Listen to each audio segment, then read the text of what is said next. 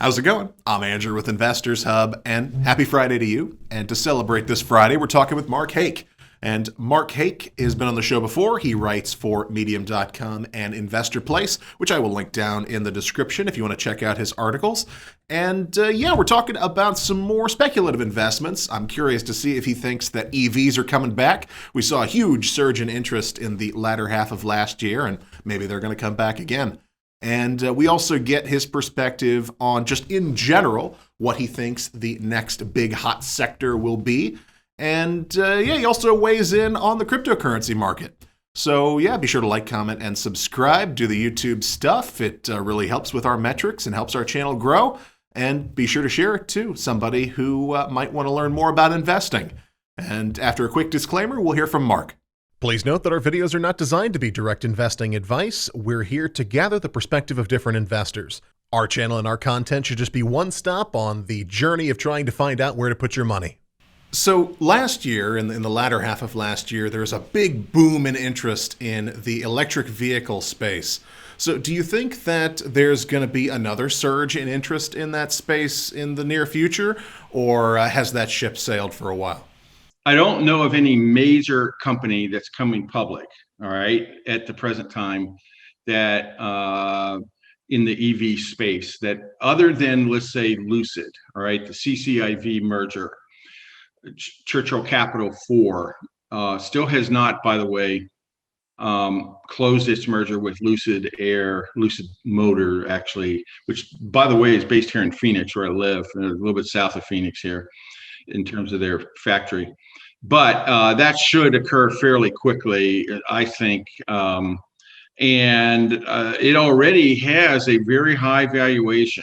In fact, I just wrote an article this past week in InvestorPlace about the overvaluation for Lucid. The Ford Motor truck thing that just came out, the Lightning truck, and the interest in that's very, very interesting to me. But up until about a day ago, even after they first made their announcement, they hadn't even come out with their expected run rate of production for that. And they've just come out with the expected run rate of production. And it's, of course, way below the run rate of production that the Cyber truck is going to have by Tesla. And then that brings up the issue of Tesla stock and the interest in Tesla. And then we could also sort of talk about the EV charger companies. But Tesla, I actually have gotten out of Tesla recently, and I was in it, but and I may get back into it. It has a full valuation for the time being, and I don't know where their next plan is going to be. The market's already projecting out their revenues for the next 10 years, essentially. And the market pretty much reflects the valuation of that for at least the next 5 years, I think. Their profit margins are increasing, but again, it's already in the valuation, a $500 billion, $550 billion valuation, right? Versus 50 billions plus or minus, 10 billion for Ford. I don't see an arbitrage there. Nevertheless, I've never underestimated Elon Musk and his ability to surprise the market. It's possible that their free cash flow, for example, over the next coming 2 years could actually start to surprise people, especially if the full self-driving near 5 level basis starts to really ramp into the cash flow of the company, as well as the EV charger companies. Again, a lot of these companies have full valuations, are very close to full valuations. Their growth rates, the hockey stick growth, have already been sort of discounted, if you will, into the prices. My attitude is I think you'll see normal growth, and I think you'll see I'm not saying the stocks are not going to go up. I think you'll see normal appreciation in these sectors relative to their growth. In other words, they're going to be growing faster. The stocks are going to be moving faster than value stocks, let's say. But we're not going to see the 10 times performance that Tesla stock has had over the past several years. That's a long-winded answer to your question. It's a good answer. So Is there, so I'm not going to specify a particular sphere this time. We're going to broaden it a little bit. So, is there a particular sector that you see as being one that people will sort of navigate their way into in the near future? Yeah, I've put some thought to that. I'm glad you asked about that. It's a very thoughtful question. One area that I have found quite interesting is the data area. Data software, data clouds, data lakes, data management. I was extremely impressed by the Snowflake earnings that came out yesterday. This is now a $65 billion stock, but they have now come, and they recently just came public about earlier this year. And it came out at 120 and then it shot up to like 300 and something. Now it's in the mid 200s, or low to mid 200s. But data management and the data cloud, this is where the future of software is. And I see that the valuations of these companies are going to continue to do quite well. Snowflake, for example, symbol SNOW, just produced another quarter of year-over-year 110% revenue growth. And it's consistently doing that. And now in the article that I'm coming out with either today or tomorrow on Snowflake, I've calculated that the run rate growth of their revenue is consistent with this 110% year-over-year growth. And let me get into that for a second. Often you will see that high growth stocks or high growth companies will have very nice year-over-year growth, but by the time they're announcing that, the actual run rate growth that you can look at from their prior quarter and the prior 2 quarters is not up to par to that 110% year-over-year growth. You are seeing that though with Snowflake. And this is because the people and companies and mid-size enterprises are all moving more and more and more of their everything they do online and everything they do to the cloud, everything that they manage in apps and by servers. So Snowflake makes most of its revenue from software. It does make some money from hardware, but and that's where its real growth is. Snowflake has now had 2 full quarters of free cash flow. All right, and in the past I had written negative articles about Snowflake, but they have now shown me that they can truly generate large amounts of cash. And right now their cash flow margin, free cash flow margin, is about 10%. I suspect it's going to move higher and closer to 15%. And I do the math in my article to show that at a 1% free cash flow yield within the next 5 years, that the stock would easily be worth 85 to 90 billion dollars. Now, let's talk about that for a second. I said before that it was a $65 billion market cap, plus or minus, for Snowflake.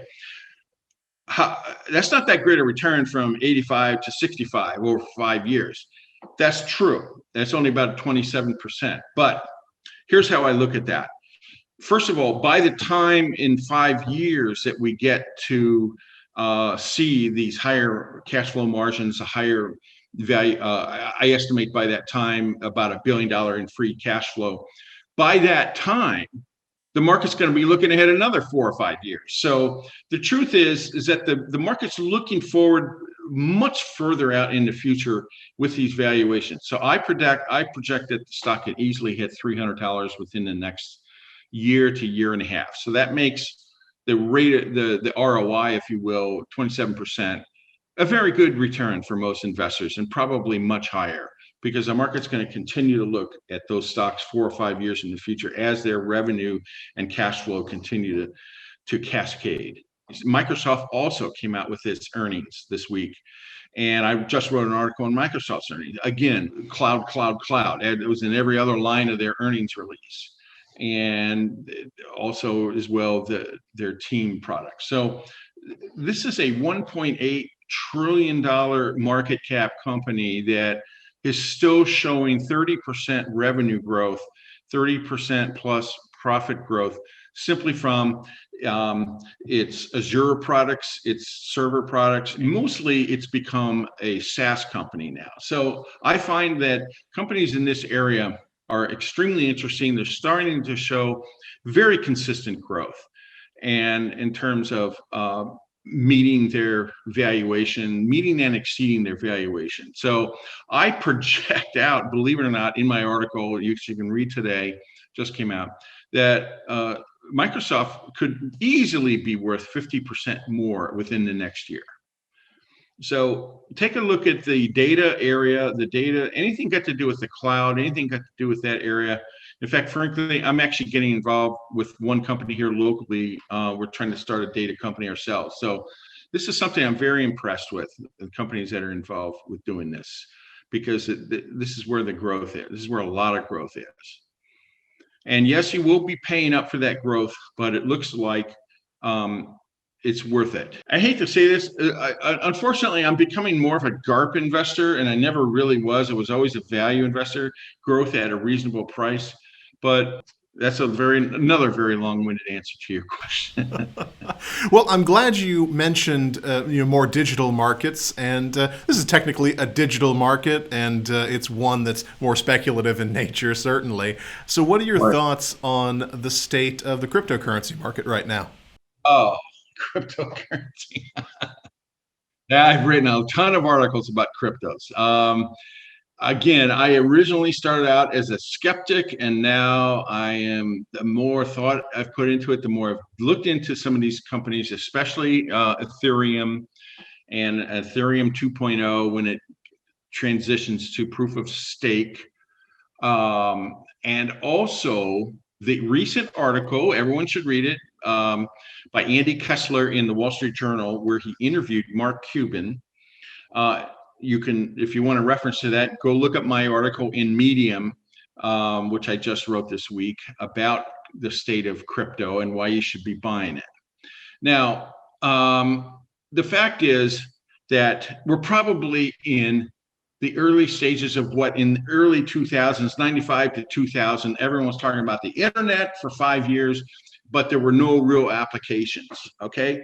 And then suddenly, by the year 2000, we started to get some major applications. And that's kind of where we are, with very close to seeing major applications that will start to occur with crypto, let's call it digital blockchain companies, all right? And you're starting to see this with Ethereum and with what they call DApps, or decentralized apps. These are apps that everyone runs, but no company like Microsoft or something like that controls, or all the 100% of it is decentralized. So you're seeing this with, for example, the tokens, the non-fungible tokens, and you're seeing it in other areas in terms of payment transfers and speeding that up. And in a company like VeChain, you're seeing it with supply management.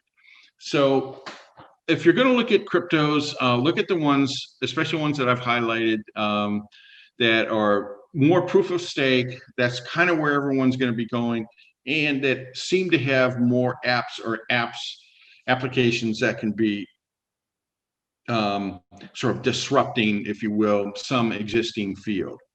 Cardano, for example, they seem to have a very good payment transfer system, and same thing with Stellar Lumens. As always, these are highly volatile, extremely speculative. It should never be more than 10% or so of your portfolio, I don't think. And you should always, if you take a 50% loss, you shouldn't even be in there unless you plan on buying more of it with the 50% loss. You should never be selling out with the 50% loss, because it shouldn't have been that much of a percentage of your portfolio to begin with. With that 50% loss, you can, let's say it was only 5%, and now it's only 2.5%. You can buy another 50% of your, or 2.5% of your portfolio, and you can average down. Adjust those numbers as you feel comfortable, maybe 2.5 to 1 or something like that. But I'm more on the speculative end, so I like to push it to like a 20% limit in my own portfolio. But by the way, I want to talk about one very interesting one, and that's Dogecoin. Now here you have a very high market cap crypto. There is no sponsor for Dogecoin. The two founders have completely left. Who knows how much they own? They probably own a big chunk of it. But the only guy who seems to be promoting it is Elon Musk. And by the way, he is promoting it. There's a recent article came out in Decrypt magazine where one of the 5 developers that are working on Dogecoin describes their relationship with Elon Musk and how he's helping them and how he's directing them. And so you might consider it a joke, but actually they're working on really making this quite a powerful crypto for the future. And I would not be surprised to see Elon Musk bring this more into the realm of his companies that he's involved in. By the way, full disclosure, I have a big stake in Dogecoin too. So, and I have a big stake in a lot of these cryptos that I mentioned. I talk my own book, and that's a full disclosure, and it's fair to you now that you know that. So, and it's also fair to me too, because it helps me. But on the other hand, I'm giving you the intellectual reasons why I like these companies and why I like these digital assets. You put your money where your mouth is? Yeah, actually, that's a very good way of putting it. Now, let's see, so many talking heads that don't do anything, like that's why I can't stand watching those people on CNBC, because none of those reporters are by contract allowed to buy any kind of stock. They can only buy mutual funds. So you write lots of articles for Medium.com and for InvestorPlace. And if there were 2 articles that you've written recently that you think our viewers should check out, what 2 of them would they be? Read the one on Tesla that I just wrote and the one on Microsoft. But switch out the Tesla one when the Snowflake article comes out. I just submitted it and they're editing it now. So hopefully it comes out today or tomorrow, possibly by Monday, whatever. But it'll probably come out today or tomorrow. So you already gave your disclosures. Do you have any final thoughts? Yeah. My final thought is read the article I came out with in Medium, where I basically argue that anytime you see a major asset like cryptocurrencies that has fallen dramatically, where everyone is, as they say on Wall Street, puke their position, that's when you should be looking at it. There are so many people that have just gotten fed up with cryptocurrencies and there may even be a second wave of this. That is another good time to go looking and fishing around, to taking initial stakes in some of these companies, despite the fact that they're already up dramatically so far this year. Hey, I appreciate you guys watching. And YouTube stuff, like, comment, subscribe, follow us on Twitter, iHub_vision, and I'll see you again soon.